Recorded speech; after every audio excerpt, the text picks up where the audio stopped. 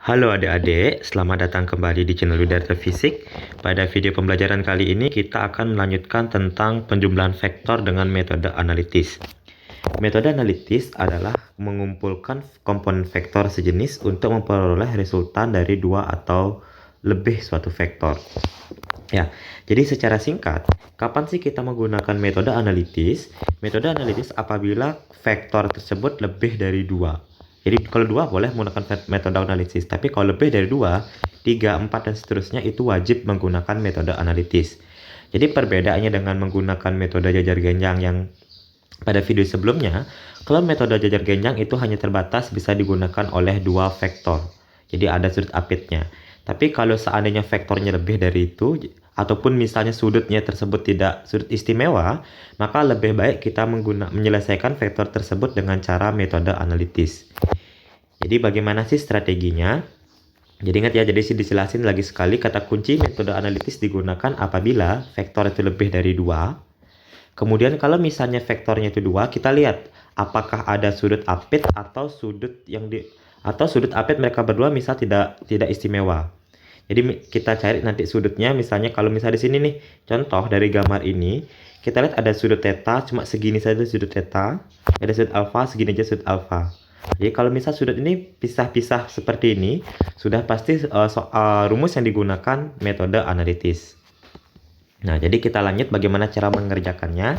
Misal, dari soal diberikan gambar seperti ini. Jadi misal diberikan soal gambar seperti ini, ada 3 buah vektor, ada vektor 1, ada vektor 2, ada vektor 3. Yang mana vektor satunya ini membentuk sudut apit sebesar alfa, vektor 2 membentuk sudut apit sebesar theta, dan vektor 3 sudah pada sumbu X. Oke, langkah pertama yang dilakukan, kita merubah supaya vektor 1 ini semuanya pada sumbu X dan pada sumbu Y. Jadi kita harus menguraikan vektor. Maka di sini harus menguraikan vektor. Cara menguraikan vektor gimana? Tarik dari kepala tanda panah ini menuju ke sumbu X dan menuju ke sumbu Y. Contohnya ini nih. Ini awalnya vektor 1. Nah, ini kepala tanda panahnya di sini nih. Saya pecah ini vektor 1 jadinya ini. Kepala tanda panahnya di sini kita tarik ke bawah, jadi tarik garis putus-putus. Nah, sudah sampai atau sejajar dengan sumbu X yang ini, kita bikin garis tebal. Nah, di sini garis tebal, kenapa di sini kita bisa tuliskan V cos alpha? Kita lihat segitiga atau sudut trigonometri. Mungkin di mapel matematika kalian sudah dapat. Di sini ada segitiga siku-siku, ada sudut theta. Kalau misal sini ada namanya seberang sudut, seberang di sini namanya depan. Kalau bersentuhan langsung dengan sudut, kalau bersentuhan ini namanya samping. Dan ini merupakan bagian miring. Jadi kalau dia sin theta, sin itu rumusnya depan dibagi dengan miring. Jadi sin itu depan dibagi dengan miring, kalau dia cos itu samping dibagi dengan miring. Oke, kita lihat di sini. Nah, jadi seperti tadi ini kan V1. Jadi V1 kita tarik dari kepala tanda panah ini, tarik garis putus-putus sampai ke sumbu X-nya. Jadi sumbu X ini sudah ditebalkan dengan warna garis biru. Nah, garis biru ini dia letaknya bersentuhan langsung dengan sudut. Kalau bersentuhan namanya samping. Kalau samping berarti dia cos. Maka dengan demikian V di sini adalah jadinya V1 cos alpha. Nah, terus kenapa di sini V1 sin alpha? Kita lihat sudut berseberangan nilainya sama. Di sini alpha berseberangan, berarti di sini nyebrang, di sini juga alpha. Maka saya tulis alpha. Nah, dengan demikian garis hijau ini, jadi kan tarik garis ke sumbu X sudah, garis biru. Sekarang tarik garis ke sumbu Y sudah, ini garis yang warna hijau. Sekarang garis hijau letaknya di depan sudut alpha atau di seberang sudut alpha. Kalau di seberang atau di depan, rumus yang digunakan adalah sin. Di sini kita gunakan V1 sin alpha. Karena letak di depan sudut. Nah, gitu untuk V1-nya. Jadi V1 sekarang sudah pada sumbu X, sudah pada sumbu Y. Sekarang kita cek V2-nya. Jadi V2 juga sama, V2 tak potong. Nah, ini dia. Jadi tarik dari kepala tanda panah ke sini, kemudian tarik dari kepala tanda panahnya ke sini juga. Jadi kepala tanda panah menuju sumbu X. Nah, ini garis tebal warna hitam di sini. Tarik garis tanda panah ke sumbu Y, garis tebal yang ini. Kita lihat di sini ada sudut theta. Nah, ini theta, ini theta. Nah, otomatis garis tebal yang pada sumbu Y ini letaknya bersentuhan langsung dengan sudut. Kalau bersentuhan namanya samping. Kalau samping berarti ini bersentuhan namanya samping, kalau samping berarti cos. Makanya yang di sini adalah V2 cos theta. Begitu juga sudut berseberangan sama, di sini theta, seberangnya juga sama. Maka di sini juga pasti akan ada sudut theta. Berarti ini berseberangan. Kalau dia seberangan di depannya berarti kalau depan berarti sini depan. Nah, ini depan. Depan itu artinya sin, maka sini V2 sin theta. Nah, di sini ada tanda minus karena arahnya menuju ke sumbu X negatif. Oke. Nah, kalau sudah selesai kalian bikin kayak gini, bikin penguraiannya, jadi boleh kalian gambarkan lagi. Ini misal sini pada vektor V1. V1 dia masih bentuk vektor, jadi sudah kita pisahkan ke sumbu X, namanya V1X, yaitu tadi kita udah ketemu V1 cos alpha. Nilainya positif karena dia pada sumbu X positif. Berikutnya pada sumbu Y. Pada sumbu Y, ini pada sumbu Y-nya V1-nya V1 sin alpha. Kita juga tulisnya positif gara-gara dia pada sumbu Y positif ke atas soalnya. Nah, terus berikutnya ada pada vektor 2. Jadi kalau pada vektor 2 yang ke sini, itu pada sumbu X-nya kita sebut namanya V2X boleh. Yang mana nilainya minus V2 sin theta. Tandanya minus gara-gara dia mengalir arahnya menuju ke arah X negatif atau ke kiri. Kalau V2Y-nya V2 cos theta, berarti yang ini. Berarti nilainya positif gara-gara dia arahnya ke atas. Nah, berikutnya kalau dia vektor 3 ini vektor 3 yang ini kita tidak ada menguraikan. Kenapa tidak ada menguraikan? Karena dia sudah langsung menempel di sumbu X. Jadi tujuan kita menguraikan vektor ini supaya dia tuh berada pada sumbu X ataupun pada sumbu Y. Jadi kalau sudah menempel pada salah satu, maka tidak perlu kita uraikan lagi. Contohnya seperti vektor 3 ini, dia sudah menempel di sumbu X, maka kita tidak perlu uraikan. Jadi sini dituliskan pada sumbu X-nya langsung cuma V3 saja tandanya minus. Kenapa tanda minus? Karena arahnya ke kiri. Sementara pada sumbu Y-nya dia tidak ada arah yang pada sumbu Y, V3 cuma satu arah saja, maka di sumbu Y nilainya 0. Nah, oke. Jadi langkah berikutnya setelah kalian memisah-misahkan nilai vektornya ini, untuk resultanya, untuk penjumlahan, silahkan ada gambar nanti dibuat tabel. Nah, di sini cara manualnya, secara pelan-pelannya, nanti kalau sudah mengerti boleh beberapa langkah kalian skip, kalian singkat. Oke. Jadi kita cek sini pada sumbu X-nya. Pada sumbu X-nya kita lihat tadi pada sumbu X itu ada V1 cos alpha positif, kemudian ada min V2 sin theta, kemudian ada V3-nya min V3. Pada sumbu Y juga gitu. Jadi pada sumbunya ada V1 sin alpha, jadi V1 sin alpha. Berikutnya ada V2 cos theta, di sini ada V2 cos theta. Lagi satu ada 0, ini 0. Jadi setelah selesai, jadi silakan dijumlahkan pada sumbu X-nya, jadi ada sigma X, jadi silakan dijumlahkan. Maka sini tulis nanti V1 cos alpha dikurang V2 sin alpha akan tambah ya, bisa dikurang lagi V3, dijumlahkan semua ini. Begitu juga nanti pada sumbunya silahkan dijumlahkan saja, jadi V1 sin alpha plus V2 cos alpha. Nah, setelah kalian selesai menjumlahkan pada sumbu X dan pada sumbu Y, untuk mencari resultannya bisa gunakan yang ini. Jadi resultan sama dengan akar jumlah pada sumbu X dikuadratkan ditambah jumlah pada sumbu Y dikuadratkan. Silahkan dicari berapa hasilnya nanti. Nah, ini kalau resultannya. Jadi kalau seandainya diminta arah, jadi berapakah arah R-nya? Untuk arah resultan bisa kalian menentukan dengan tangan. Yang mana rumus tannya itu adalah jumlah pada sumbu Y dibagi dengan jumlah pada sumbu X. Untuk lebih jelas mengenai soal penjumlahan vektor dengan metode analitis, mari kita cek ke dalam soal berikut ini. Jadi perhatikan gambar, ada gambar 3 buah vektor ya, ada F1, ada F2, ada F3. Resultan ketiga vektor gaya tersebut adalah, kita melihat di sini vektor 1 sudah pada sumbu X, vektor 3 juga sudah pada sumbu X. Jadi tidak perlu kita uraikan lagi. Yang perlu diuraikan adalah vektor 2. Di sini adalah vektor pada yang masih membentuk sudut. Jadi cara sama kayak tadi. Jadi saya gambar ulang ya biar gampang. Berarti ini tarik dari kepala tanda panah dulu biar gampang ya, tarik dari kepala tanda panah menuju ke sumbu X ya, ini warna biru saya pakai. Nah, ini dia nanti. Kita lihat Yang warna biru ini posisinya bersentuh langsung dengan sudut. Kalau bersentuh langsung namanya samping. Kalau samping berarti cos, maka sini adalah F2 cos theta. Atau cos 30 dulu boleh, karena sudut sudah ada 30. Cos 30. Nah, kalau ke sumbu Y-nya berarti ini dia. Tarik dari garis tadi, dari kepala tanda panah sampai ke sumbu Y.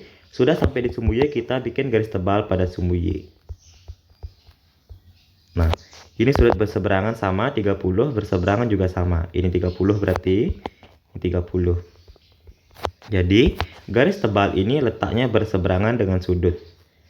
Nah, kalau berseberangan maka depan sudutnya sin, maka yang di sini adalah F2 sin 30. Oke, jadi biar gampang, biar cepat, saya langsung aja masuk ke penjumlahan vektor. Yang pertama pada sumbu X, jadi disebut namanya Fx. Pada sumbu X ada berapa vektor? Jadinya ada 3 ya. Pertama ada F1, kemudian ada F2 cos, sama ada F3. F1 di sini dan F2 cos nilainya positif gara-gara arahnya ke kanan. Berarti saya tulis saja F1 ditambah dengan F2 cos 30. Sementara F3 ini arahnya ke kiri. Kalau ke kiri berarti tandanya negatif, maka ini min F3. Oke, saya lanjut. F1 masukkan nilainya. F1 itu nilainya adalah nilai F1. Di sini berapa? Nilai F1 adalah 8, jadi saya tulis 8. Kemudian nilai F2 kita adalah 10 Newton. Jadi masuk 10 Newton. Cos 30 itu adalah setengah akar 3. Jadi saya tulis setengah akar 3 dulu. Minus F3 nilainya adalah min 8 ke kiri. Berarti ini 8. Oke, lanjut aja. Ini plus 8, ini minus 8, maka dia habis. Maka sisanya cukup 10 akar 3. 10 ini coret, ini sisa 5. Jadi 10 kali setengah akar 3 atau 5 akar 3. Jadi sisa Fx itu adalah 5 akar 3. Saya simpan dulu sampai sini. Nah, selanjutnya kita cek pada sumbu Y. Sumbu Y berarti Fy. Di sumbu Y sini cuma ada satu vektor, yaitu cukup F2 sin 30. Jadi saya masukkan nilainya F2 sin 30. Tandanya positif gara-gara arahnya ke atas. Jadi F2 nilainya adalah 10. Kemudian sin 30 nilainya adalah setengah. Jadi hasil Fy adalah 5. Oke, kita sudah lengkap. Fx sudah ada nilainya, Fy sudah ada nilainya. Sekarang bisa kita mencari resultan vektornya. Jadi resultan vektornya kita gunakan jadi R. Resultan vektornya tadi rumusnya adalah akar Fix kuadrat ditambah dengan Fy kuadrat. Jadi nilai Fx kita sudah punya 5 akar 3. Dilanjutkan 5 akar 3 dikuadratkan. Kemudian ditambah nilai Fy itu adalah 5, berarti 5 dikuadratkan. Lanjut. Kemudian 5 di sini dikuadratin hasilnya adalah 25, akar 3 dikuadratin berarti 3. Maka sama aja sini hasilnya dengan akar 25 dikali 3. Ditambah di sini 5 kuadrat berarti 25.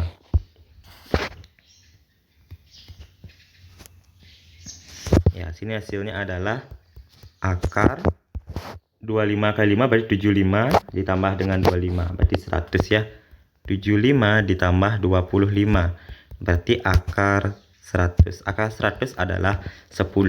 Jadi dengan demikian resultan dari ketiga vektor ini itu adalah 10 Newton. Jadi jawaban yang paling tepat itu adalah option nomor A. Oke, kita akan mencoba lagi ke soal berikutnya. Perhatikan gambar gaya-gaya di bawah ini. Besar resultan ketiga gaya tersebut adalah di sini ada 3 vektor. Jadi di sini vektornya di sini udah ada, belum ada nama ya. Saya anggap aja di sini F1. Ini saya anggap F2. Ini saya anggap F3. Nah, berarti baru vektor F2 yang terletak pada sumbu koordinat itu sumbu X. Sementara F1 dan F3-nya belum, jadi kita harus rubah terus kita proyeksikan. Oke, mari kita coba rubah dari F1 dulu. Berarti F1 kita lihat, ini ingat caranya narik dari kepala tanah panah menuju ke sumbu X dulu. Nah, sumbu X tarik garis putus-putus. Jadi saya gambar pakai warna hijau. Nah, ini garis ini bersentuh langsung dengan sudut karena sudutnya di sini diapit dia. Jadi antara sudut, kalau bersentuhan namanya samping, kalau samping berarti namanya adalah cos. Maka sini F1 cos 60. Jadi F1 cos 60. Nah, kalau sudah pada sumbu X, kita bikin juga pada sumbu Y. Jadi tarik dari kepala tanah panah menuju ke sumbu Y. Jadi tarik pada sumbu Y, garis putus-putus. Nah, sudah sampai di sumbu Y nya kita tebalkan. Kita lihat sudut berseberangan sama, sini 60, maka seberang juga sama 60. Maka sini 60. Maka letak ini letaknya berseberangan dengan sudut. Berseberangan artinya depan. Kalau depan berarti itu artinya adalah sin. Maka di garis tebal ini itu adalah F1 sin 60. Nah, terus berikutnya di sini ada F3. F3 juga kita sama uraikan, jadi pindahkan pada sumbu X, pindahkan juga pada sumbu Y.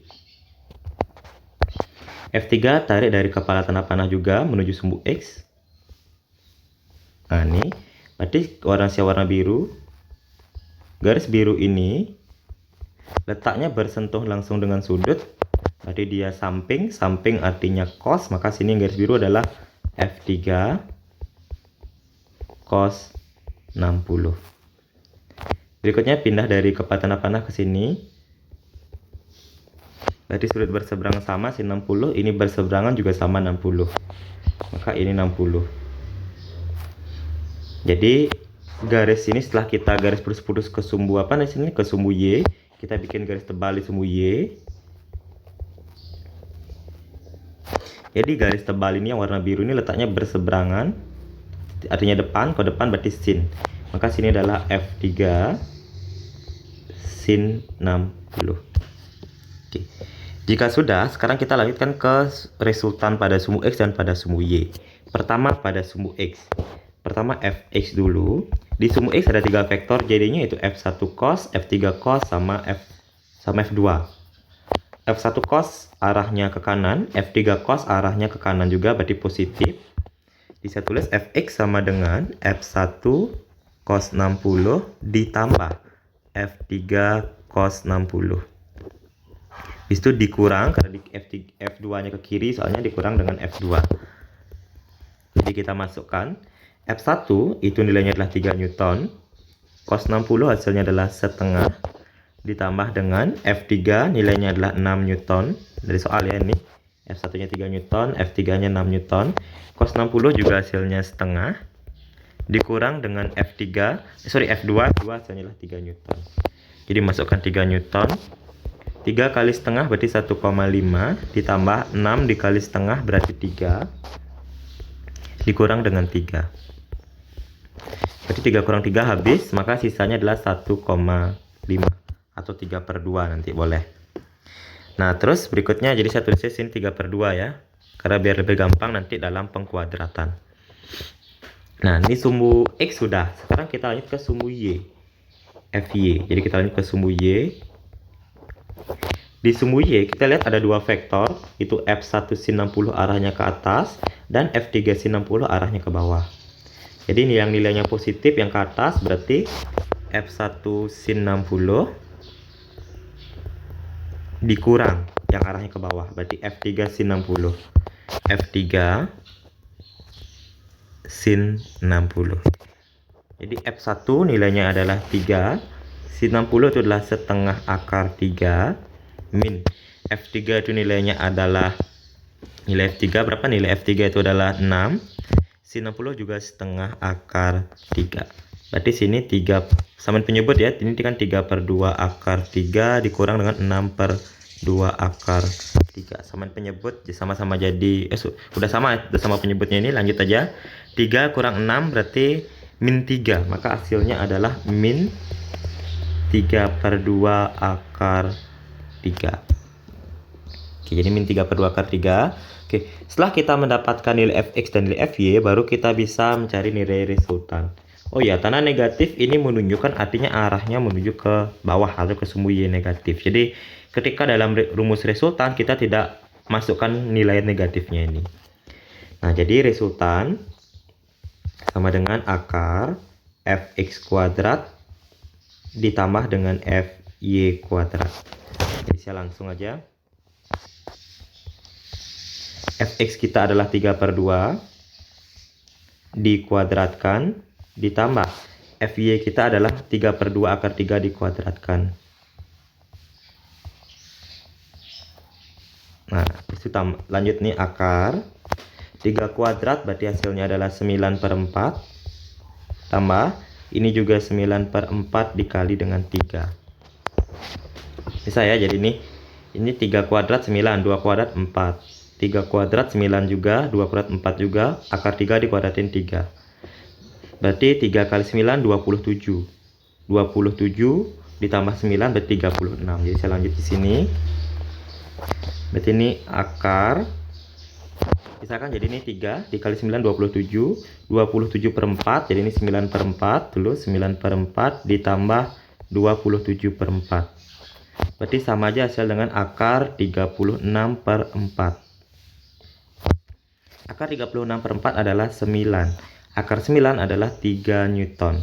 Jadi dengan demikian, resultan dari ketiga buah vektor ini adalah 3 Newton. Jadi jawaban yang paling tepat itu adalah option nomor C.